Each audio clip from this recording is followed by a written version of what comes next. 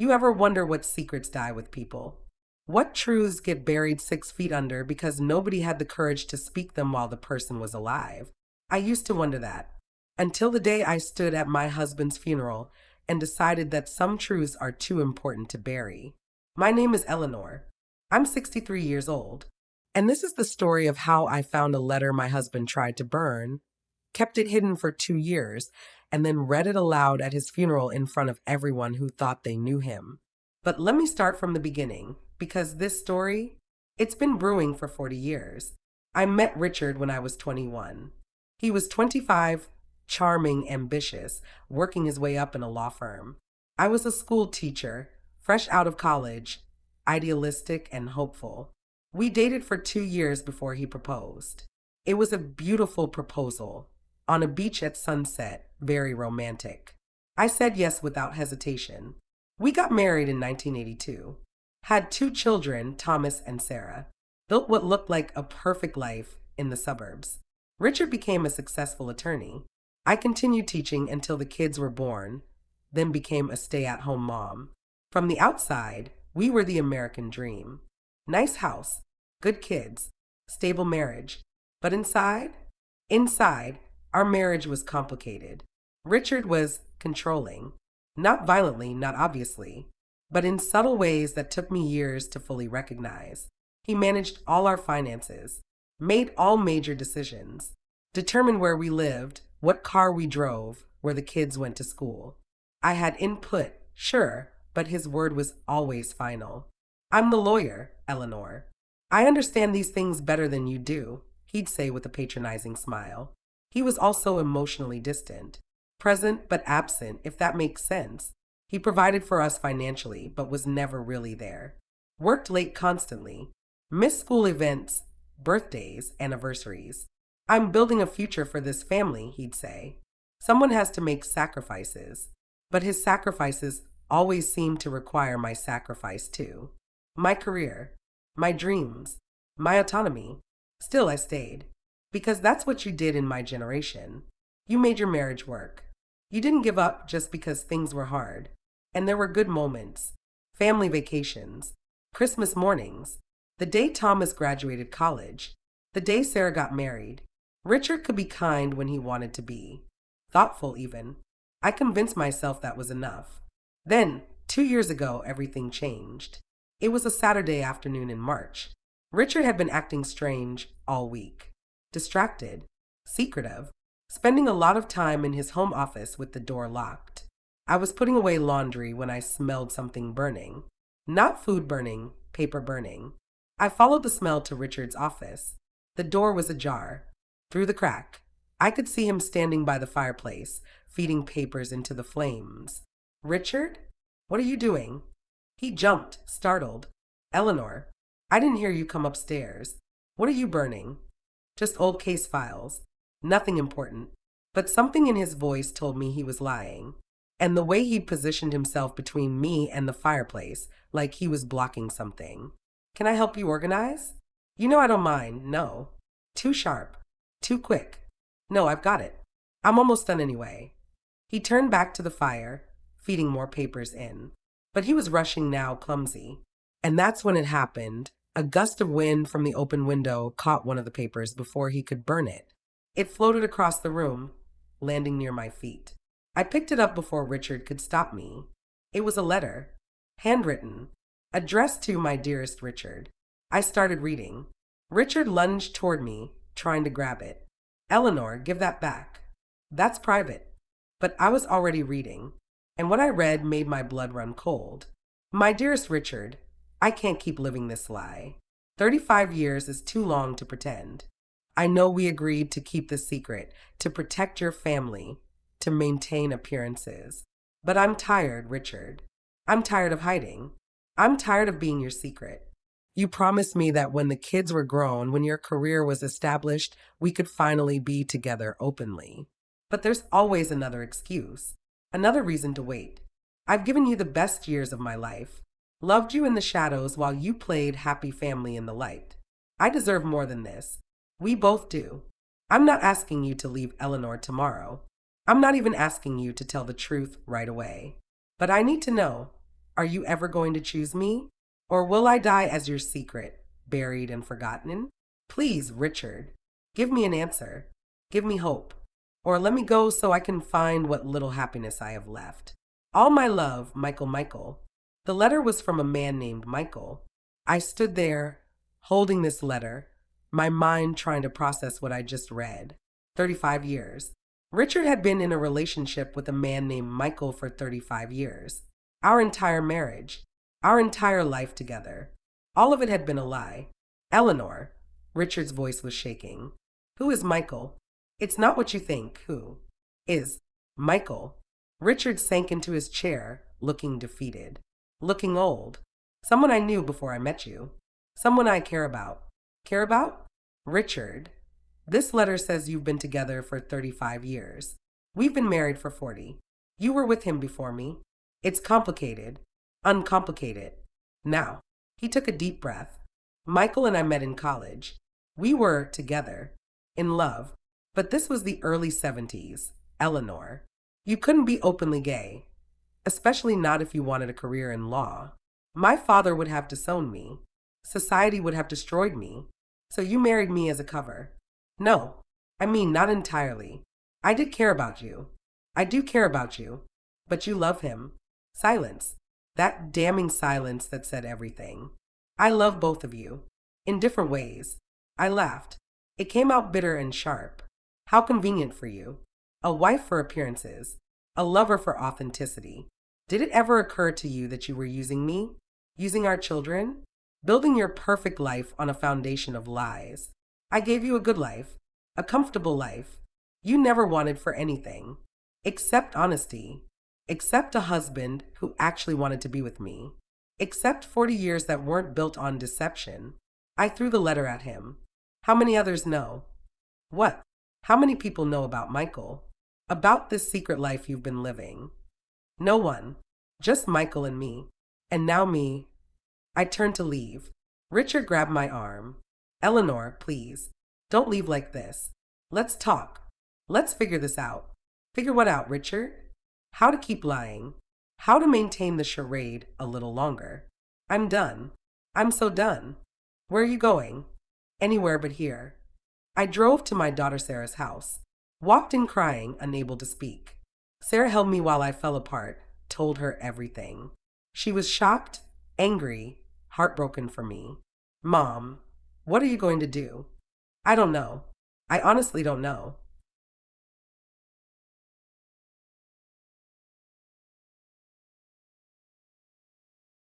I stayed at Sarah's house for 3 days. Ignored Richard's calls and texts. Needed space to process this betrayal. On the 4th day, Richard showed up at Sarah's door. Eleanor, please. Come home. Let's talk about this like adults. Like adults? Richard, adults don't lie for 40 years. Can we at least talk privately? Sarah glared at him. Anything you have to say to my mother, you can say in front of me. Sarah, this is between your mother and me. No, it's not. You involved all of us when you built your life on lies. When you used Mom as a cover for your secret relationship. We all deserve to know the truth. Richard's face hardened. Fine. What do you want me to say? That I'm gay. That I've been living a double life. That I never loved your mother. Did you? I asked quietly. Did you ever really love me? He looked at me, and for a moment, I saw something real in his eyes. I did love you, Eleanor. I still do in my own way. But Michael is who I'm meant to be with. He's who I've always been meant to be with. Then why did you marry me? Because I was scared. Because it was 1982 and being gay could destroy your career, your family, your entire life. I thought I could make it work. Thought I could be both things, successful attorney with a family, and secretly be who I really was. And Michael just went along with this? For 35 years. He understood the circumstances. Understood why I couldn't be public about us. How generous of him. How generous of you both to sacrifice me on the altar of your forbidden love. It wasn't like that. It was exactly like that. You used me, Richard. You married me knowing you'd never really be mine. Knowing you'd be sneaking off to be with him. Knowing our entire marriage was a performance for everyone else's benefit. Sarah spoke up. Where did you even see him? When? How did Mom not know for 40 years? Richard wouldn't look at us. Late nights at the office, business trips, weekend conferences. Michael lives in the city. It was easy to make time. All those late nights, I said, realization dawning. All those missed birthdays and anniversaries. All those times you were too busy for family. You were with him. Not always. Sometimes I really was working, but often enough. Often enough that you built a whole secret relationship while I raised our kids and kept your house and played the good wife. I'm sorry. I'm truly sorry. But I can't change who I am. Nobody's asking you to change who you are. We're asking why you lied for 40 years. Why you didn't just be honest from the beginning. You wouldn't have married me if I'd been honest. Exactly. And I wouldn't have wasted 40 years of my life on a man who was never really mine. We stood there, the weight of 40 years of lies crushing us both. What do you want, Eleanor? Do you want a divorce? I thought about that. Did I want a divorce? Did I want to end our marriage officially? I don't know what I want. Except the truth. I want to know everything. About Michael. About your relationship. About how you managed to hide this for so long. What good will that do? It'll help me understand the last 40 years of my life. It'll help me figure out what was real and what wasn't. Richard sighed. Fine. What do you want to know? So he told me everything. About meeting Michael in college. About falling in love. About deciding to hide their relationship when it became clear the world wasn't ready for them. About meeting me through mutual friends. About deciding I'd be a good cover, though he swore he did develop genuine affection for me. About the wedding. About thinking he could make it work. About the guilt he felt every time he left me to be with Michael. About the years of sneaking around. The lies. The close calls. The times he almost got caught. About Michael, who'd remained single all these years, waiting for Richard. Loving him from the shadows. Growing old alone while Richard built a family. He must really love you, I said bitterly. To wait that long. He does. And I love him. More than you love me. Differently than I love you. But more. Richard didn't answer. He didn't have to. The answer was written all over his face. After Richard left, Sarah and I talked for hours. Mom, you have to divorce him. You can't stay in this marriage. I know. But Sarah, I'm 61 years old.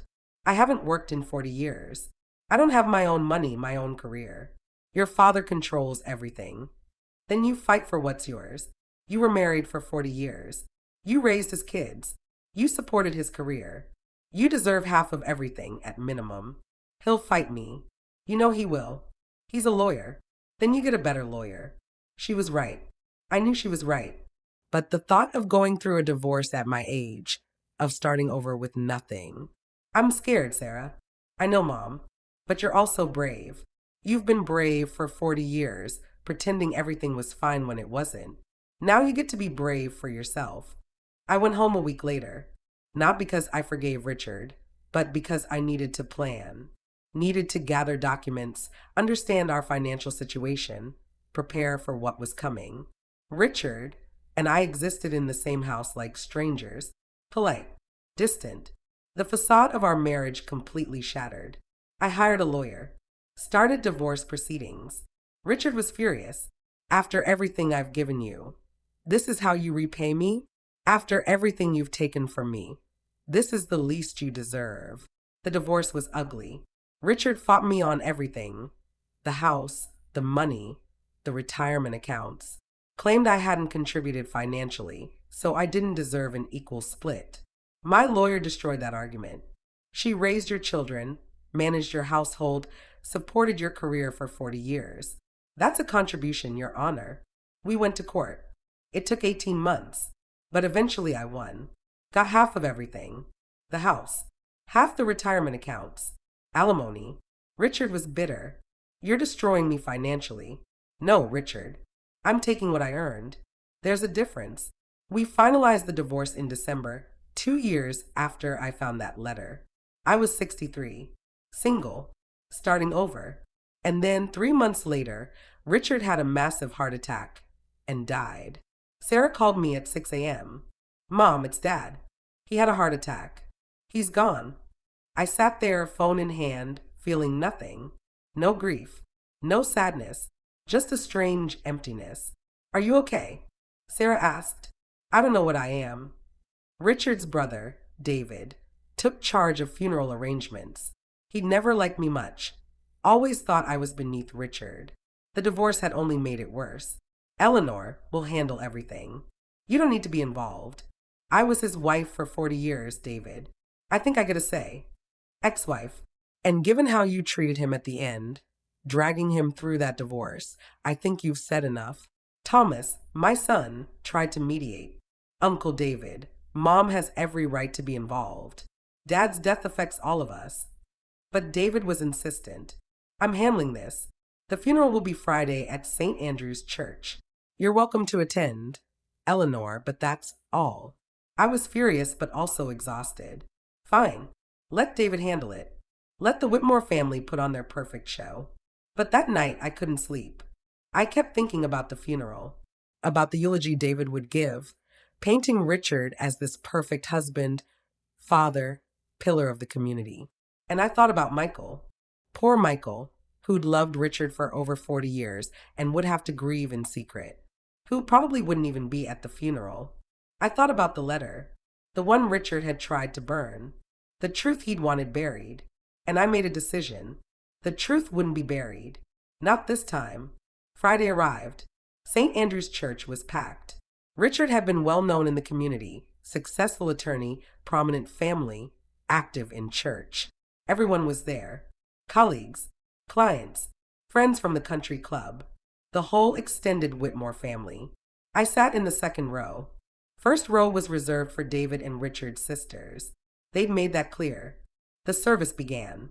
Pastor Anderson spoke about Richard's contributions to the community, about his legal career, about his dedication to family. Richard Whitmore was a man of integrity, the pastor said, a man who always did what he believed was right. I almost laughed. Integrity. Right. David gave the eulogy next. Went on for 20 minutes about what an amazing man Richard was, how he built a successful career from nothing, how he'd been a devoted family man. My brother was a role model, David said. He showed us all what it means to live a life of honor and principle. Sarah, sitting next to me, squeezed my hand. She knew what I was thinking. Then David said, if anyone would like to share memories of Richard, please feel free to come forward. Several people spoke. A colleague talked about Richard's brilliance in the courtroom. A neighbor talked about his generosity. A client talked about how Richard had helped him through a difficult case. All positive, all glowing, all incomplete. Then I stood up. Sarah whispered, Mom, what are you doing? Something I should have done years ago. I walked to the front of the church. David looked annoyed. Eleanor, we weren't expecting. I have something to say about my ex-husband. This really isn't appropriate. Neither was 40 years of lies, but here we are. The church went silent. Everyone staring. I reached into my purse and pulled out the letter. The one Richard had tried to burn. The one I'd kept hidden for 2 years, waiting for the right moment.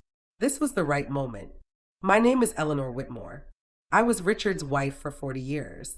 And I'm here to tell you something about him that very few people knew.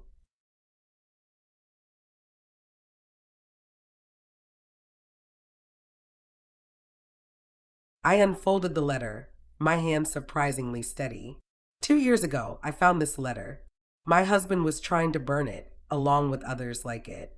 But this one survived, and I think it's important that you hear what it says. David tried to intervene. Eleanor, this is completely inappropriate. So was Richard living a double life for 40 years. But let's hear which inappropriate thing bothers people more. I began reading. My dearest Richard, I can't keep living this lie. 35 years is too long to pretend. I read the entire letter. Every word. Michael's pain. His longing. His plea for Richard to finally be honest. The church was silent. You could hear a pin drop. When I finished, I looked up at the crowd. Some people looked shocked. Some looked confused. Some looked like they were putting pieces together.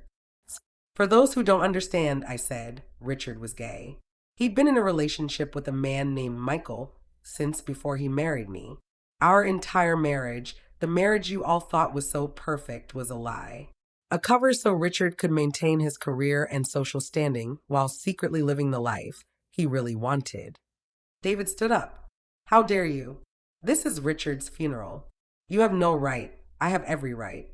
I wasted 40 years of my life with a man who was using me, who married me knowing he'd never really love me, who sacrificed my happiness, my dreams, my entire life so he could have it all, the respectable marriage and the secret love affair. Gasps rippled through the church. People were whispering, looking at each other, processing this revelation. I'm not saying this to hurt Richard's memory, I continued. I'm saying this because the truth matters, because hiding who you are destroys not just you, but everyone around you. Richard destroyed me with his lies. He destroyed Michael by keeping him hidden. He even destroyed himself, living inauthentically for decades. I looked at David. So yes, Richard was a successful attorney. Yes, he was active in the community. But he was also a man living a lie. A man who chose appearances over authenticity. A man who hurt the people who loved him because he was too afraid to be himself. Thomas stood up. Mom's right. Dad lived a double life.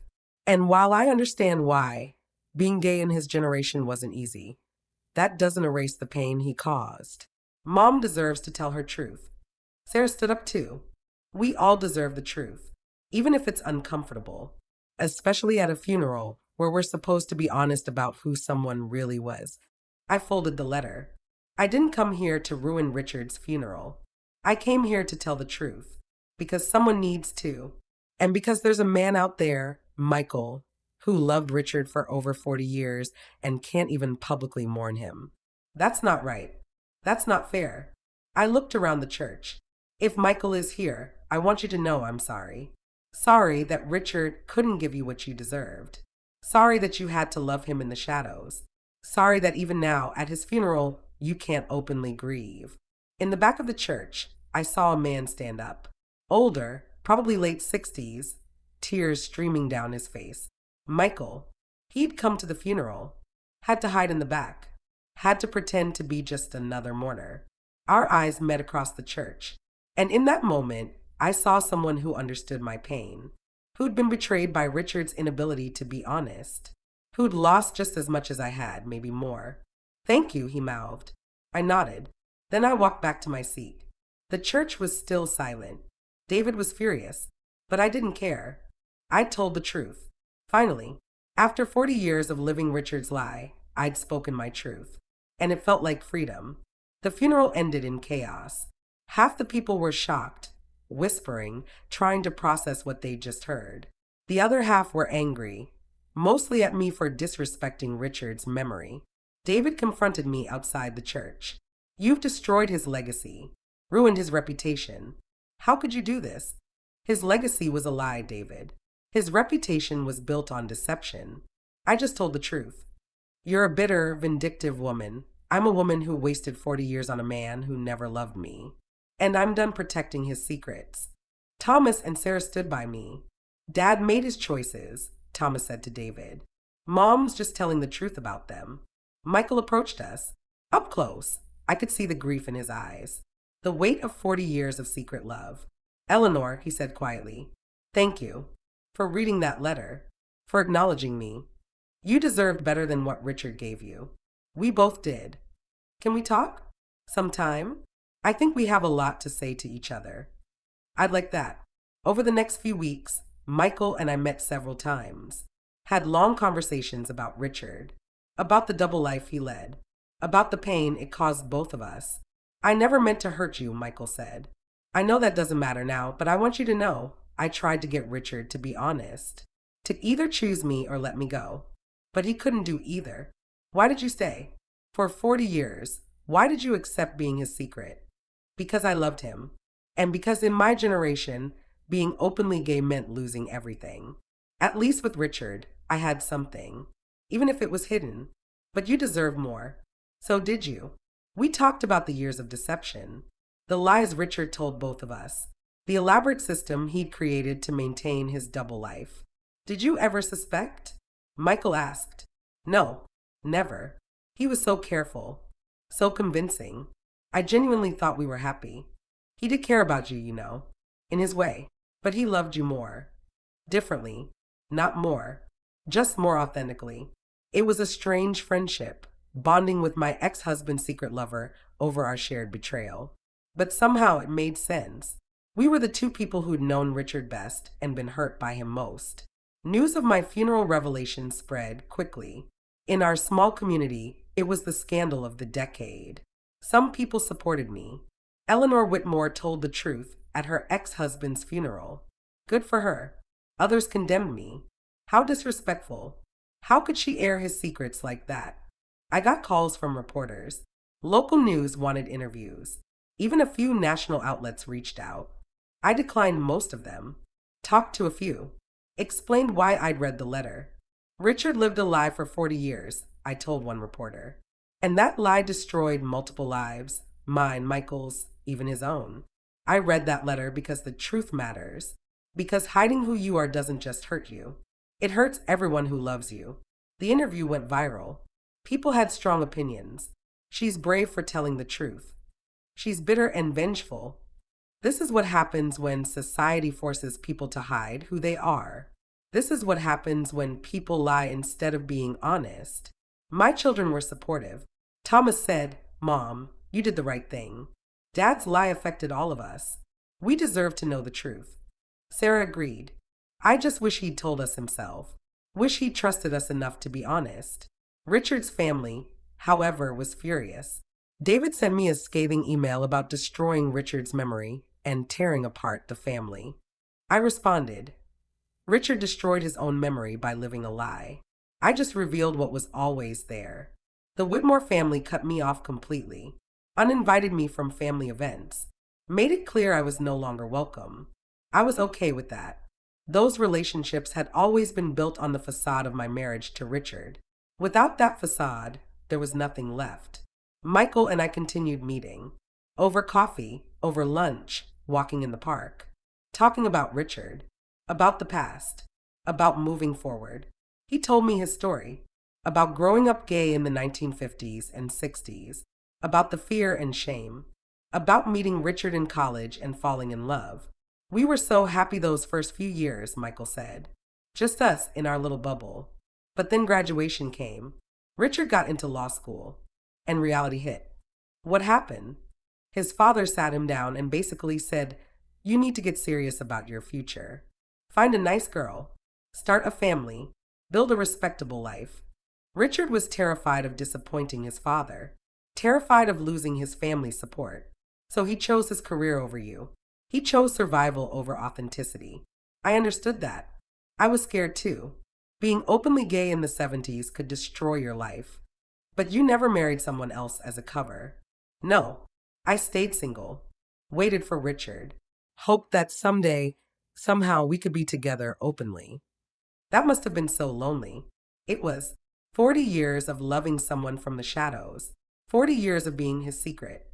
Watching him build a life with you. Have children, celebrate anniversaries. And I was just there, in the background, hidden. I'm sorry, Michael. I'm sorry you went through that. I made my choices, just like you made yours, just like Richard made his. We sat in silence for a moment. Do you regret it? I asked. Loving him all those years? Sometimes. But love isn't logical. You can't choose who you love or when. You just love them and deal with the consequences. Even when those consequences include 40 years of hiding.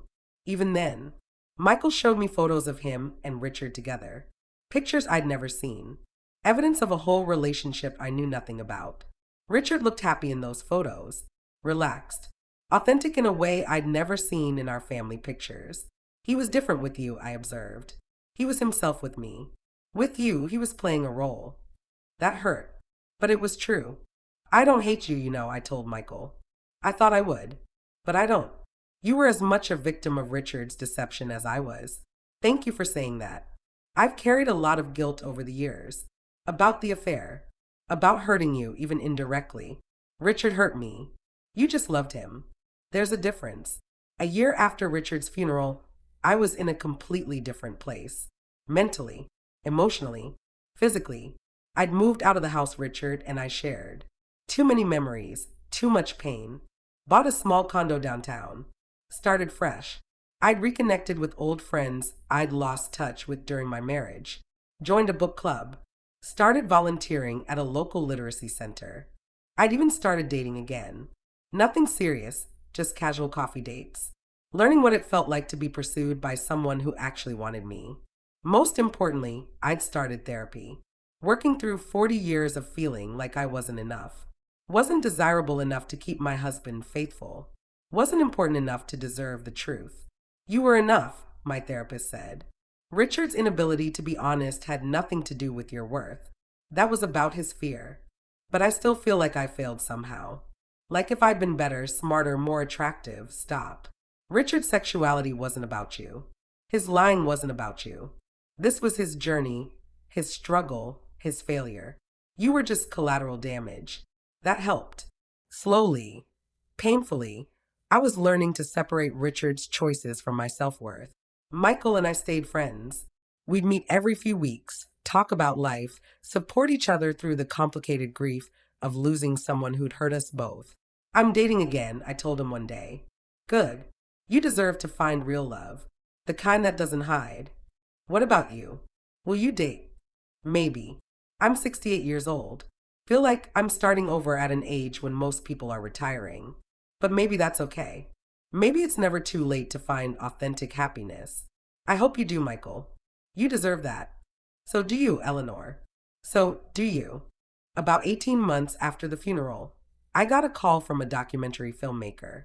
Mrs. Whitmore, my name is Alexandra Chun. I'm a filmmaker focusing on LGBTQ plus stories. I heard about what happened at your ex-husband's funeral, and I'd love to talk to you about potentially including your story in a documentary I'm making about closeted lives and the collateral damage of hiding. I don't know. I'm not looking for attention or publicity. I understand. But I think your story could help people. Help closeted people understand the real cost of hiding.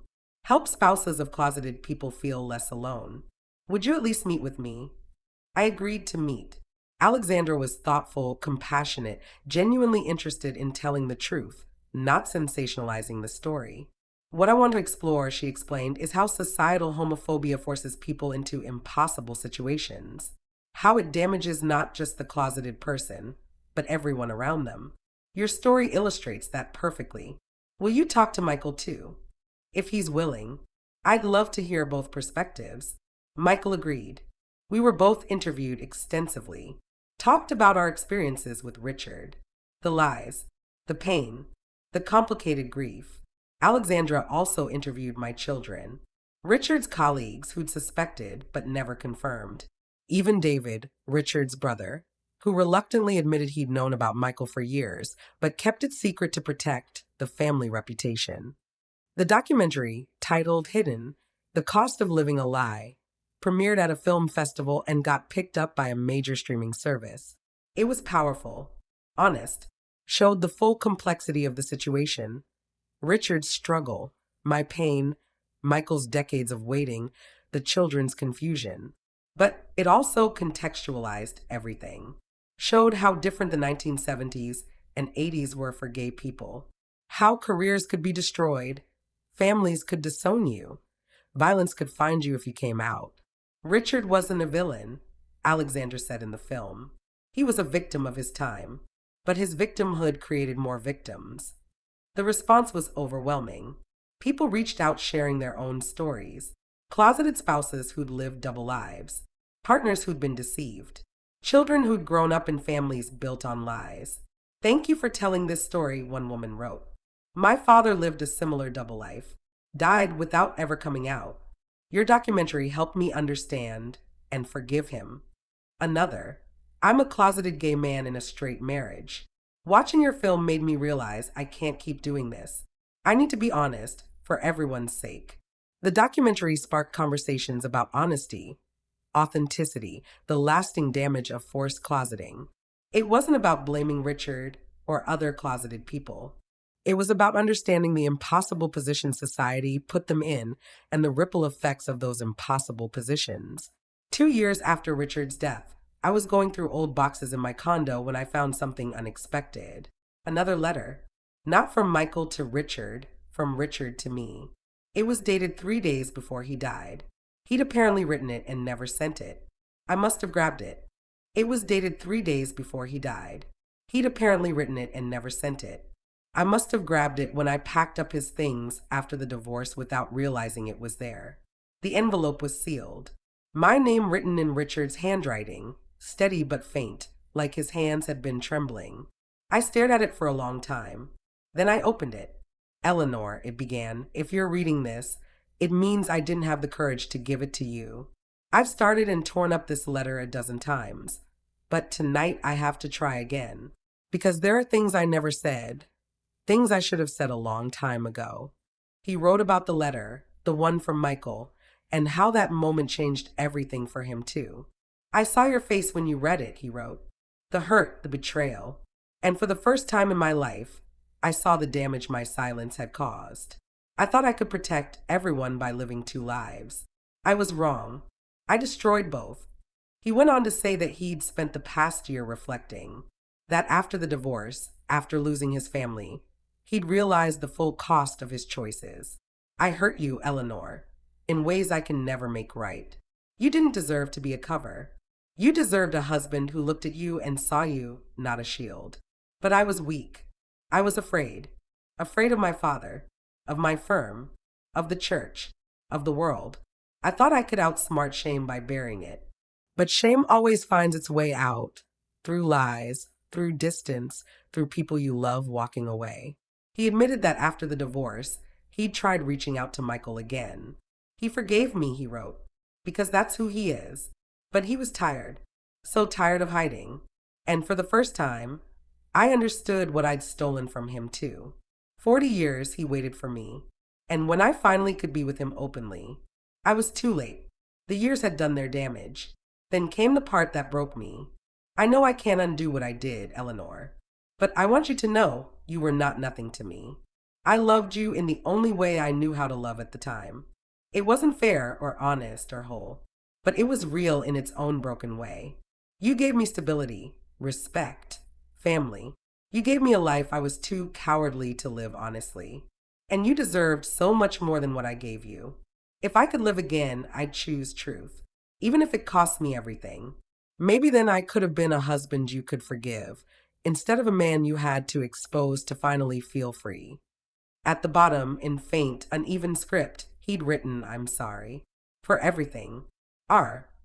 I sat there for a long time, reading that letter over and over, crying not out of anger, but out of something quieter, something like release.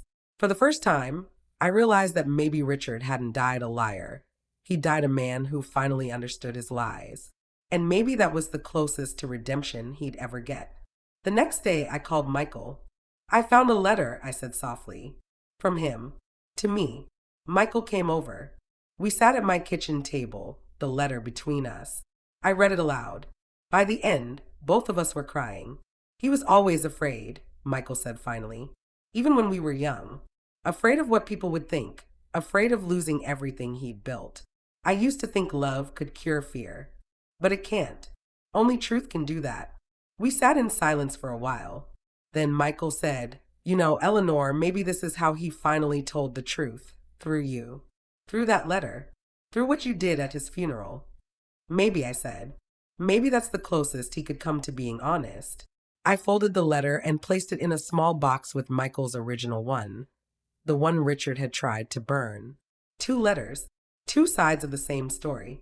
One from the man Richard loved, one from the woman he lied to. Both finally out in the open.